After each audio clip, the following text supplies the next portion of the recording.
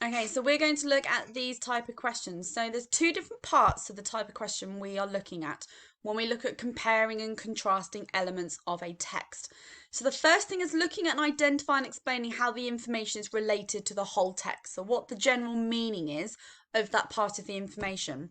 But then it also links into making comparisons within the text. So first of all, you've got to identify that key information, why that's important, and then you've got to make comparisons, and that usually skips between different elements of the text. So this means that you've got to do two things. First of all, you've got to explain how certain parts of a text build or change the overall message or meaning to your story. But then you need to explain how the characters or the events in the story are either similar or different from each other, and whether one certain character changes at different points in time across the story.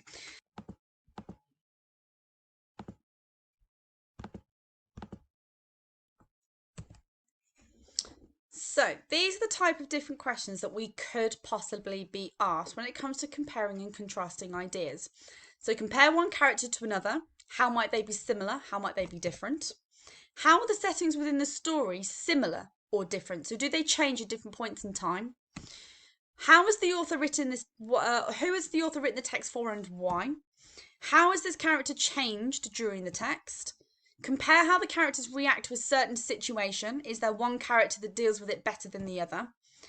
And what is the most thought-provoking moment of the story? Okay, so there's different types of questions that one way or another allow us to focus on comparing and contrasting throughout the text. So we're going to look at the quote and discuss questions today. So here is an example of one of the questions that we're going to have a go at doing a couple of today. So the mood of the characters changes throughout the extract. Find and copy a group of words which shows the changes of a character's mood. Then it goes on to ask, well, can you explain how it changes? So do they go from happy to sad? Do they go to angry to frustrated? Do they go from sad to happy? Do they go to anxious to feeling relieved? So it's about identifying those patterns. So this question covers both those content questions we need to look at. So first you need to quote the text. So this is where you find some evidence. Then you discuss those changes. So you use that evidence to inform your answer. So we're going to have a go at one together. And what I would like to do is I'd like you to pause the video and I'd like you to have a quick read of this poem. Okay. So what I'm going to do is I'm going to model an example to you and then we're going to have a go at doing one together.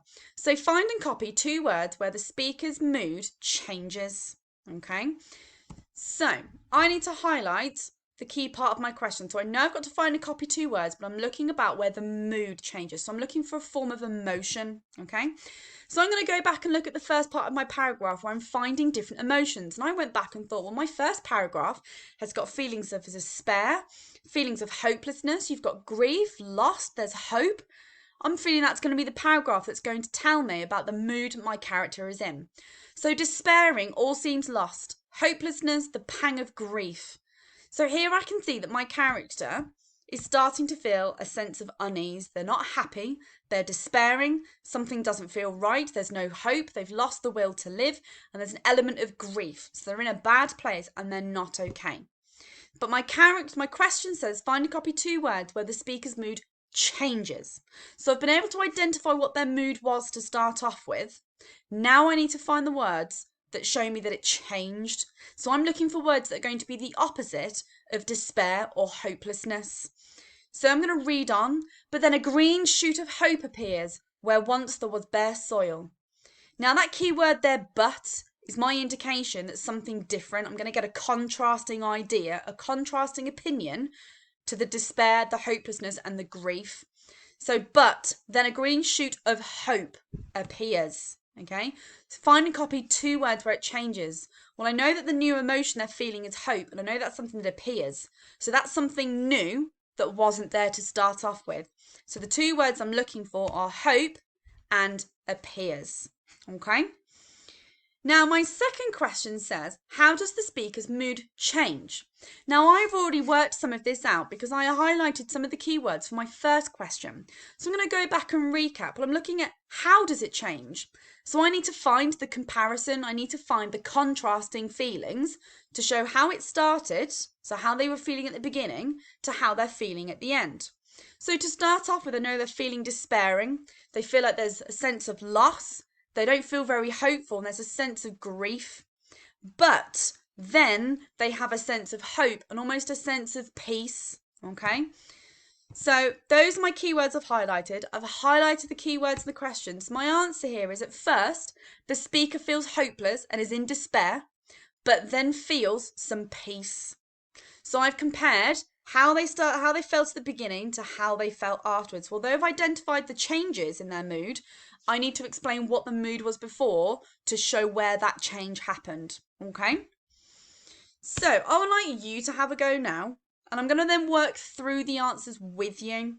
So I would like you to pause the video and I'd like you to read this piece of text. This is called Foolish Finn. And I want you to read through it and think about the different emotions that are elicited, so are given off by the different characters. And what I want you to think of, are there any changes to the mood of the story? Do you as a reader get a certain feeling at the beginning that changes as you work your way through the story? And then what I'm going to do is I'll introduce the questions to you and I'll model through and work through it with you together. So just pause the video and have a read of Foolish Finn. Okay, so the mood of the characters, so the main characters of Finn and his friends, changes throughout the story. So we need to sit and think, well, how does the mood of the characters change? So we're looking for how the characters felt at the beginning and how they then might have felt at the end. Okay, so here we're looking at the how, we're looking at the mood, so we know we're looking at feelings and emotions and behaviour and how it changes. So here it says, without a care in the world, Finn laughed. Okay, it says here that he was up on the roof, beaming and striding cockily from tile to tile across the slippery roof. So he's being overconfident, he's showing off, he's thinking that he's got all the confidence in the world because he's doing something amazing. So at this point in time, he's laughing about it, he's not taking it very seriously, his friends find it funny and they're almost championing him on. But something then goes wrong. With one more step forward, the smile quickly slid from Finn's face.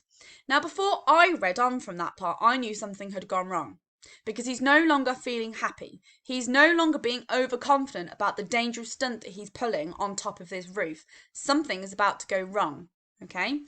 And it says further down here, Finn's petrified body refused to make a sound as his foot disappeared through the now jagged tile. And then if even further down, it says audible gasps could be heard from the ground. So he's no longer smiling, which he was at the beginning. He's no longer finding it funny. He's now in danger, and his emotion from feeling brave and overconfident has now turned to petrified behaviour. He's scared. He's worried. He knows something bad's about to happen. His friends were finding it funny, and they were showing off and jeering along with him. And now that audible gasp, that's like a gasp of shock. And that's usually what someone does when they're shocked by something or something terrible's happened. So let's phrase that. So at first, he and his friends are excited that he is on the roof, but they then become shocked when he falls through. So I've shown a comparison of how they were feeling at the beginning, and then I've explained how that's changed. So that emotion's gone from feeling excited to feeling shocked. So I've got that comparison of the two emotions. Now it says, find and copy a group of words where Finn's mood changes. So where has he gone from smiling and finding it funny to suddenly no longer smiling and finding this funny? Now we actually highlighted this for the question before. And it says here, at the top it says that he laughed. So I know that's how he started to feel at the beginning. But I need to identify where it changed. And it says here, the smile quickly slid from Finn's face. So that chunk of information there tells me, so the smile quickly slid from Finn's face, that's the bit that tells me it's suddenly changed and his feelings and emotions have flipped. Okay, so well done if you may manage to identify those.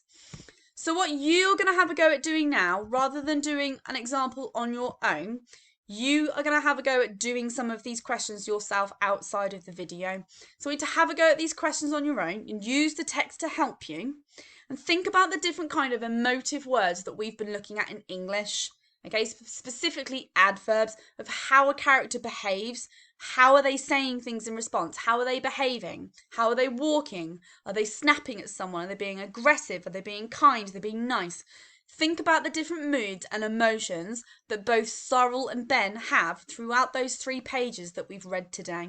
Okay, so I want you to just have a go at doing those questions and jot down your ideas. All right, and we'll see how we get on with our Monday lesson. Okay, Good luck, year 5.